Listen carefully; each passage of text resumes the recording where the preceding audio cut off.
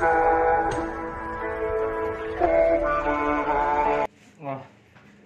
update tan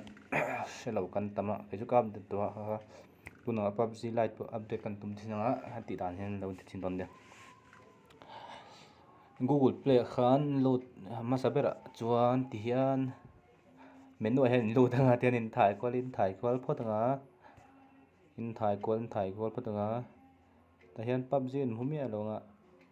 tianga thu ruk tur ania ma thiar chuan ta hian search na lo mai ni menu zong zong a hian om lo ma se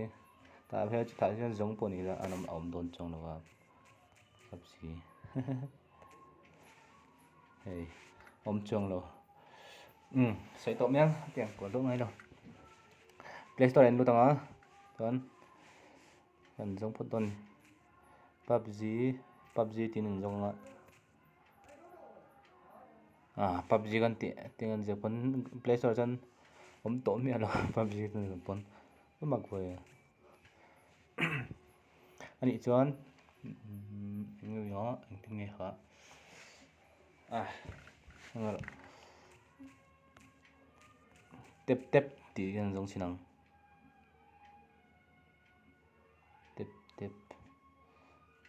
tep hi chu om view ma se ka man ber hi chu om lo in ka hret lat ai ani lo athalo Google tang tep kan zong don ni khonge Chrome tang in ti deuh kher je la Chrome lut poni la Google man ngai tho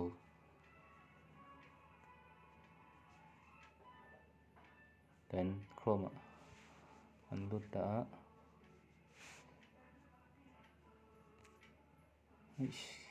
niam zia yang ton nei ayan Chrome lut the Google tang Chrome in ti khera in ti adik lo hei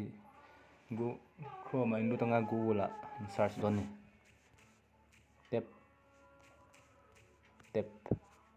tep search ha hei tep hei hei tep download tep mobile clean tep hei nia then download na hei download tep in tinga cái chỗ cái này mà sẽ cái chỗ download to lo khel lo nga hei cái này to tep khonge ti p Play Store p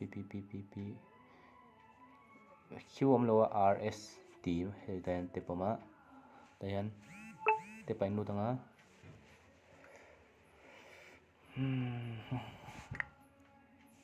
update ngai ton hei poi en PUBG wa chu lom hal de mai ni en my games a hian lu tanga my games a hian lu tanga PUBG wa chu hai ka update to PUBG mo da Korean version ai ka games nei de chu ta hian ke ma games nei chu ta hian om ve ka PUBG Lite Clash of Clans Call of Duty PUBG Mobile New Era hei chu New Era chu update to hei ta hian ma ta hian install a hian ania chuna update a hian ti phei don ni update ngai hei PUBG Mobile New Era update zo chia hei chu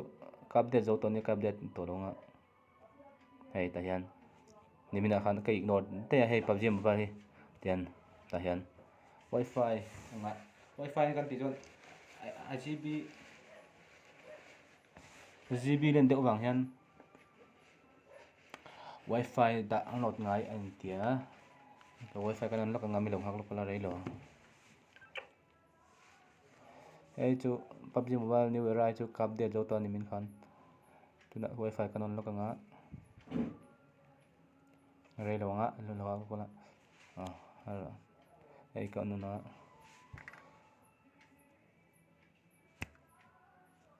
fe wifi Felix ke hei katanya le ta hian update a hian na china ron nom han to na jon update hal mai don ni ta thak chu